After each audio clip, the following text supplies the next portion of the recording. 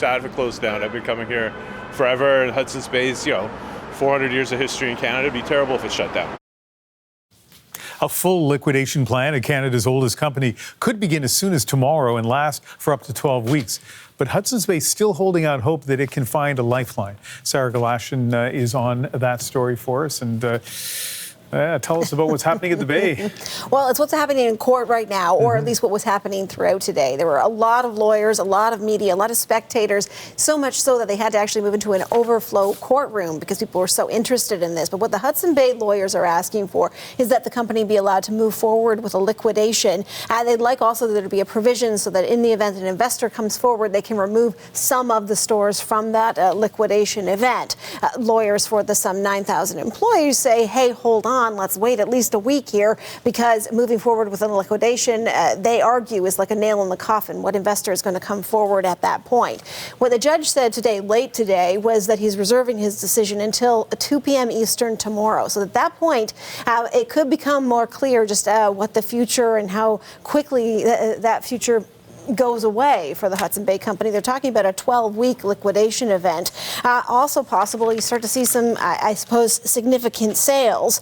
But let me say that if you are a customer at the Hudson Bay, someone who maybe has a gift card that you've been holding on to, what they have said about that is that those gift cards are not going to be honored past April 6th. So get out there and use it. And if you're part of the loyalty program, and some 82 million customers are, if you've got any points that you have been waiting to spend, well, right now they're on pause. And Ian, it's not clear exactly when or if those are going to actually be usable. And what we understand is that there's more than 85 million points that are unused at this point. So earlier in the program, you put a call out to ask our viewers what the Hudson's Bay has meant to them and their community. Yeah, we've heard from people who have said this is like hearing about a possible loss of a family member. Yeah, I read that. So tight with it. But then also those who say this is a company that it's almost 400 years old. It goes back to 1670 to the fur trade. We've heard from a member of a First Nation who says they use ancestors who were not treated particularly well by the Hudson Bay Company, and he feels no sorrow for this. But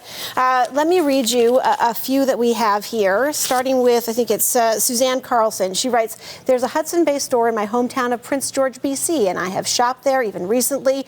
I have always enjoyed the atmosphere and quality of products. The Bay will be greatly missed. Paul Fanning writes, it's sad to see the demise of Hudson's Bay, especially at a time when we're trying to reaffirm our Canadian identity against U.S. threats. Can someone like Galen Weston buy a scaled-down version of the department store chain to prevent the void it will create in our major shopping centers? And then Norm Richards writes, this is just a sad day for me and many others. When I worked at Winnipeg's Polo Park store, there were over 300 people who worked there. I always felt the leading department in the store was men's dress wear. I worked in the downtown store early in my career, and it was undoubtedly the most prestigious. So, there are a lot of happy and sad memories that are being shared as we're going through this news cycle. Nice to hear from everyone, but including Norm, a former employee. And I remind those of you watching, if you have worked at the Bay, particularly recently, would love to hear from you. You can go to Ask Hano at CBC.ca and would like to follow up on some of those stories. If this goes ahead to liquidation, that means the prices will come down and there'll be people seeking bargains.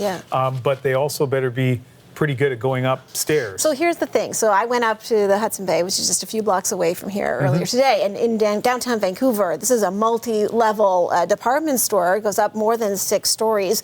And so you had challenged me, and I accepted the challenge, and I walked all the way to the top. And you're looking at some video here that I shot. This is the men's. This is 6th floor. And then I want you to pay attention to the stairwell, because there's no escalators, there's no elevators. You have to take the stairs. And there were a handful of other customers who were doing the same thing. But those are a lot of stairs. And I saw people who were hiking up their strollers. They were carrying them with kids in them. This is crazy. To go take your stroller upstairs anyway is not a good thing. No. But up 6 flights of stairs? But yeah, now look at that. And, and there were also, this is the Hudson's Bay, there were a lot of elderly customers as well. So I would just caution that if this is something you're thinking of doing, if in fact we go to the liquidation, how good is that sale, and is it worth the 6 flights? I mean, personally, I was out of breath. So that's all I'm going to say on that. Excellent camera work, by the way. Thank you, Sarah. You got it. Let's get some more analysis on this from David Ian Gray, a retail strategist and founder of Dig 360, and he joins us from Port Moody, British Columbia. David, does the Hudson's Bay's situation here and likely liquidation signal the end of department stores in Canada? Yeah, and it's sort of, I think the timing with our concern about Canadian symbolism, it's not lost on me anyway, that this is an extra tough moment in time. But yeah, department stores have been eroding for a long time. They're a bit of an archaic model, the way they're set up.